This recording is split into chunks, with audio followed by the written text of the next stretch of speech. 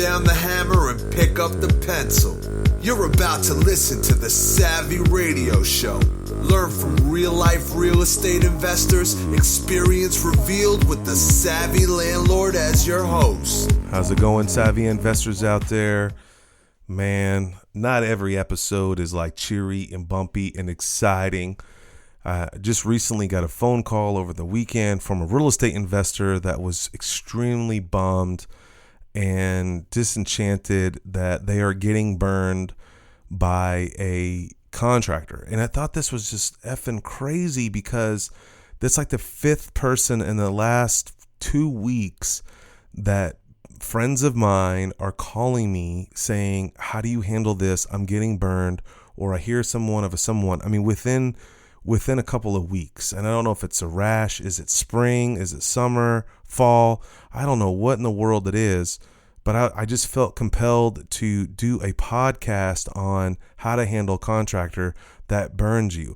And so I'm going to go through some basics in the beginning, and then I'm going to kind of walk you through how I would handle a terrible contractor.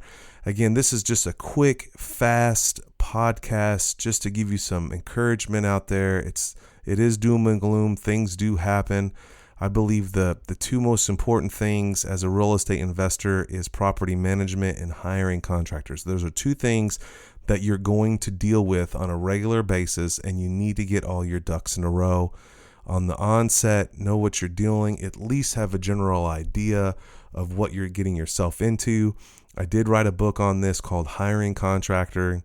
I think it's Hiring Contractors. It's type in the Savvy Landlord in the Amazon Hiring Contractors, and you can find the book. Anyway, so let's get down and dirty. Things to consider before hiring a contractor. You know, it's obvious as blank that you know this, that you got to ask for referrals. Like, do your due diligence and really find out this person, almost stalk this person to make sure. You don't want to just lay down and let someone enter your property and you don't know them. And, you know, a lot of contractors, I employ a lot of contractors. I like contractors. They have a bad rep. They all drink. They all got tattoos. That's bull crap. But there's some legitimate contractors out there, and there's some shady contractors out there. You've got to check their work. You've got to do diligence behind them. When they say they did something, not just a photo that they show you in the middle of Lowe's, like truly go to see their work. It's tedious, yes, but you're at the end result, you'll be crying. And it's just sad to see so many incredible investors get stung thousands, $10,000s, $100,000 by hiring the wrong contractor, firing that contractor. I'm beating you up on this. I'm just letting you know. Here's a couple of quick things that I do. Check them out on OCN. That's a local court records by demand. There's a public domain records. Find out as much information you can about this person. I ultimately get 3 bids for every job. I try, but ultimately that's usually what I do. Even though I know I'm going to hire someone, it's just a discipline that you have to do. Try to hire someone that you know that someone else hired them. And that necessarily doesn't make sense. That's the story I'm about to get into here in a minute. This guy hired from somebody else, thought the guy was good, and it blew up in his face. And so this situation is that I asked this guy, how'd you find out about the guy? Well, he was driving around one day, saw a truck working, dropped over there, saw the guy, knew he was doing really good work, saw his work, saw the man working. Seems like a no-brainer in my world. I talk about this a lot in the book. And so he hires this guy, and come to find out, he found that this guy was working for another investor. And so this is a no-brainer. So the guy takes his money. That's his first problem. So I don't want to beat this individual up because they're probably listening to this podcast, but you should never pay a contractor unless you're comfortable with them and you know their skill set, or there's a percentage basis. I hear a lot about people giving, half money up front. Sometimes I just give material and I'll say, I'll pay you tomorrow until you prove to me. But there's some people that just write a $5,000 check and they think that life ends. If it's too easy, it's not the way you need to do it. You need to truly micromanage your job. This is your life. This is your asset. Drive by at least every day or every other day, or hire someone to check on the job. What happens is these guys, they take jobs, they drive around, get jobs, and they may have good intentions, but they're just too busy. And that's, I think, what happened with this call that I received over the weekend, which was very interesting on this call. Why did he call me? I don't know this person. He actually called another investor, and that investor referred me, and he was just desperate. What do I do? And so I was like, well, first of all, the first thing I always think about, what's the worst thing that could happen? Am I willing to walk away? Can I take my lickings and keep on rolling? And I was coaching through another investor with the same problem. How much money do you have in this transaction? How much money is it going to cost to get out? And what's the end result? When you drag stuff on, you are really losing even more money. What do you mean? You have holding costs. When you get another contractor in there, you got to train them. You got to get them back on the same page. It is a nightmare on Elm Street. So if you can solve this problem on the front end, I know this is not new information. So how do I handle a deadbeat contractor that burns you? Well, the first thing you need to do is find out every effing thing you can. Go on Facebook, find out someone knows him from somewhere. Facebook does that leverage. Find out who he is, just so you can start building a case. Find out if he's been sued, or does he sue people. I am in a case right now where a contractor it's just a bad deal suing a situation, and I'm involved in the situation. I don't even want to get into it because it's not the subject. But if the contractor is used to putting liens on people, or used to being in court, their name pops up several times, or their corporation, find out before you get going. Or if you do, so you know what kind of case you got to build. You're constantly building a case against whoever. It's not ever against, it's just to keep everything on the up and up. Every time I communicate with a tenant or a business situation partner, I write it down so there's no confusion. You're busy, I'm busy. You're on a cruise, I'm not on a cruise. You're supposed to be doing this, and blah, blah, blah, right? If you write it down, email it, have a documentation of it, you're good to go. You got to protect yourself, okay? So what's the end result? You might want to get with someone else to help you with this, but you might need to change the locks, okay? You might need to lock out this contractor.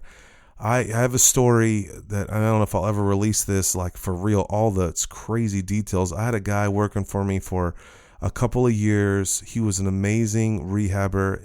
Him and his son were just dominators. I would drop them on, they would just drop them on the job site. They got there by themselves, and they just crushed it. And then one day I was like, hey, we're on a timetable here. We got to get this job. And I'm really kind of laid back on stuff. I wait for people to steal, to kill, destroy. It just happens. So I'm usually just prepared. Like, I tried not to fall in love with a contractor, because it just happens. Life happens. People get tied up in drinking, and they make bad decisions. I make bad decisions.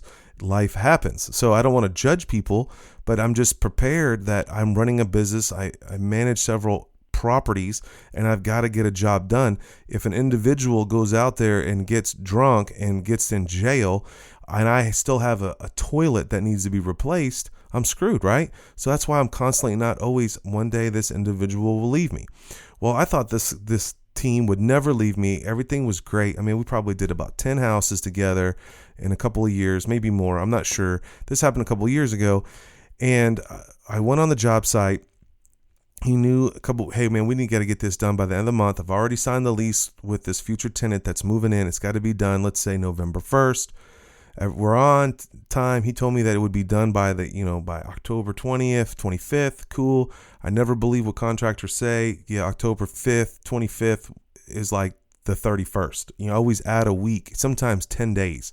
Things happen, weekends, life. So everything's cool. Now, of course, I don't want to be a hypocrite. I wrote the freaking book, How to Hire Contractors. So I'm going by the job site every day.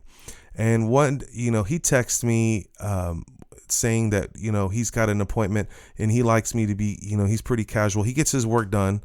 So sometimes he doesn't show up till late.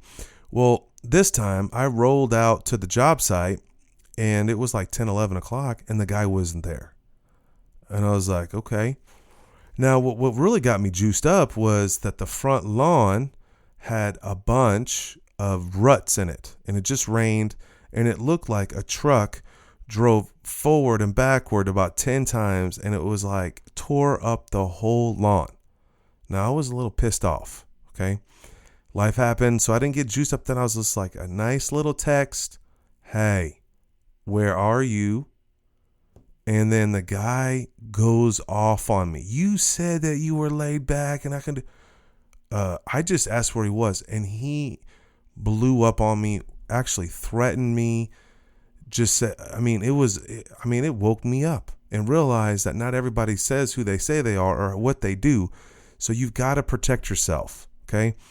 Disassociate yourself. Try not to be the big bad, I'm the big bad landlord or the big bad owner. Say I'm the property manager and we manage properties. Use the same technique that you use on contractors. Some of them will make it fill out.